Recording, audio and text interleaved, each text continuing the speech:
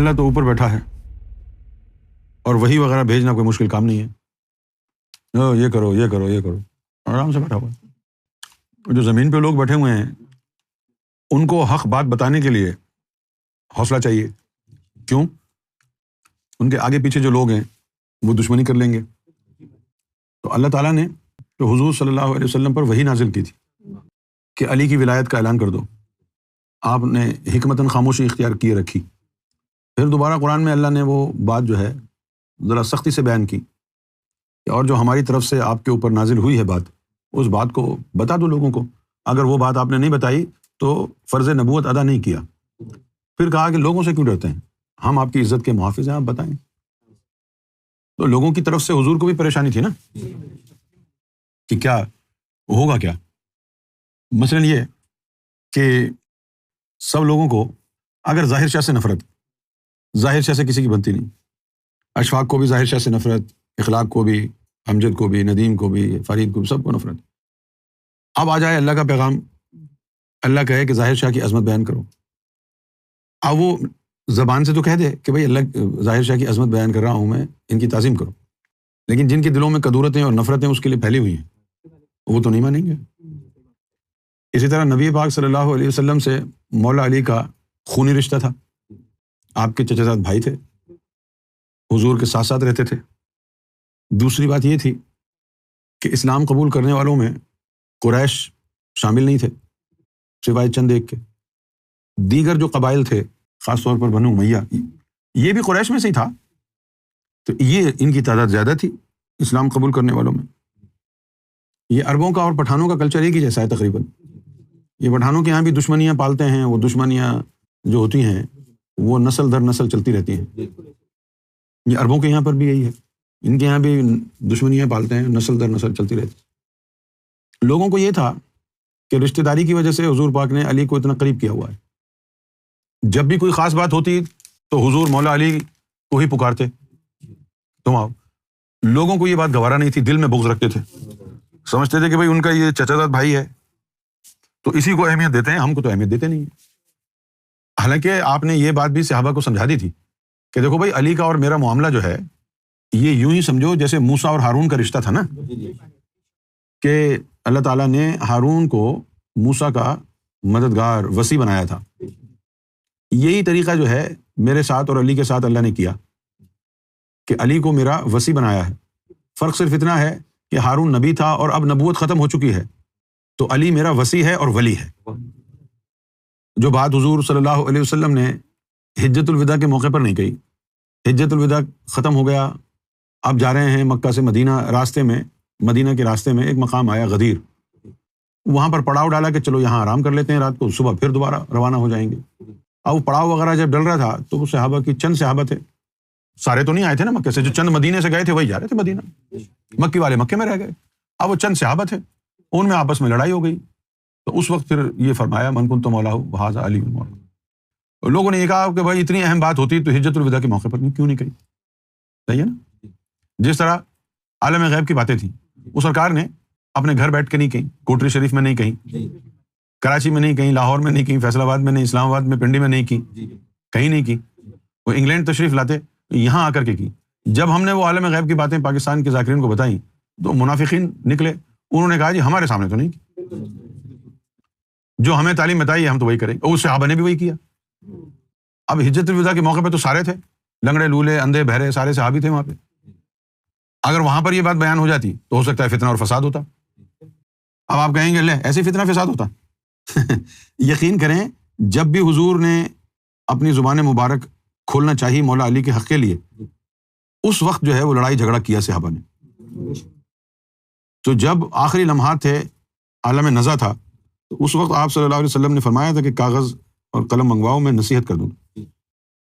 تو ان کو پتا تھا نا سب کو، حضرت عمر کھڑے ہو گئے کہ جی سب سے پہلے لفظ تو یہ کہے کہ ان پر معاذ اللہ ثم معاذ اللہ نقل کفر نباشد، کہ ان کے اوپر ہیجان کی کیفیت طاری ہے بیماری کی وجہ سے۔ ہیجان کی کیفیت کیا ہوتی ہے کہ جب آدمی اپنے دماغ کی سدھ بدھ کھو چکا ہوتا ہے اور اس کو کچھ سمجھ میں نہیں آ رہا ہوتا کہ وہ کیا بول رہا ہے، اس کو کہتے ہیں ہیجان کی کیفیت۔ اب وہ کہہ رہے ہیں کہ یہ تو ہیجان کی کیفیت میں بول رہے ہیں، پتہ نہیں کیا غلط سلط بول دیں گے۔ اچھا، پھر دلیل انہوں نے یہ دی کہ دین مکمل ہو چکا ہے، قرآن ہمارے پاس ہے، تو اب ہمیں رسول اللہ کی نصیحت کی ضرورت ہی نہیں۔ اچھا، اب بولنے سے پہلے ہی اتنی شدت ہو گئی تو معلوم یہ ہوا کہ ان کو اندازہ تھا کہ کیا بولیں گے۔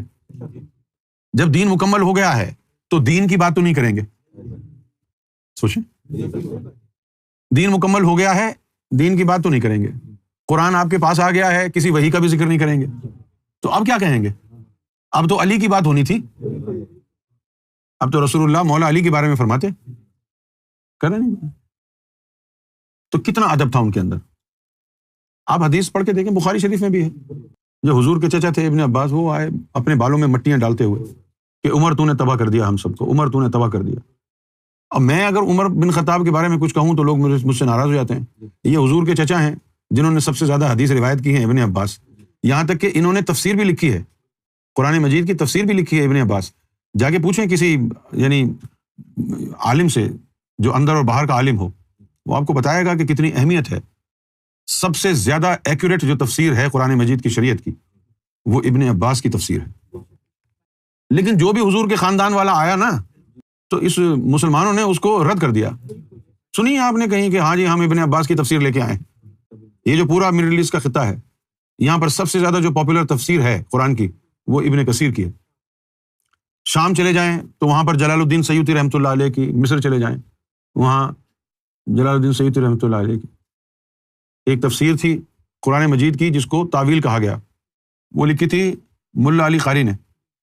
میں تو حیران ہو گیا جب میں نے ملا علی قاری کی تفسیر پڑھی، میں تو حیران ہو گیا کہ اس کے اندر اکثر باتیں وہ تھیں جو سرکار نے فرمائی ہیں۔ باقاعدہ ملا علی قاری نے ذکر قلب کے حوالے دیے ہیں، ذکر قلب کا کہا ہے، جیسے فذکرونی اذکرکم کی اگر آپ تفسیر دیکھیں ملا علی قاری کی، تو اس میں انہوں نے کہا ہے کہ یہ ذکر زبانی لسانی ذکر کی طرف اشارہ نہیں ہے۔ انہوں نے لکھا ہے ھذا نقطہ دقیق الی حصول الذکر القلب، کہ یہ بڑا پیچیدہ نقطہ ہے اور یہ ذکر قلب حاصل کرنے کی طرف اشارہ ہے۔ اچھا، میرے پاس مجھے کہیں سے ہاتھ لگ گئی ابن عباس رضی اللہ تعالیٰ عنہ کی تفسیر قرآن، تو وہ میں نے پڑھی، مجھے تو بڑا مزہ آیا۔ ان کی جو تفسیر قرآن ہے، کیونکہ حضور کے چچا تھے، اب چچا ہونے میں ایک فائدہ یہ تھا ان کے لیے کہ کوئی عام اگر صحابی ہوتا ہے تو اس کو ہوتا ہے تھوڑا سا روب اور دبدبہ ہوتا ہے نا، کہ وہ بار بار حضور کو جا کر کے اگر پوچھے تو اس کو ڈر بھی لگتا ہے۔ اب یہ چچا تھے، یہ پہنچ جاتے تھے، یا رسول اللہ اس آیت کو تو پتہ ہی نہیں چلا کیا مطلب ہے۔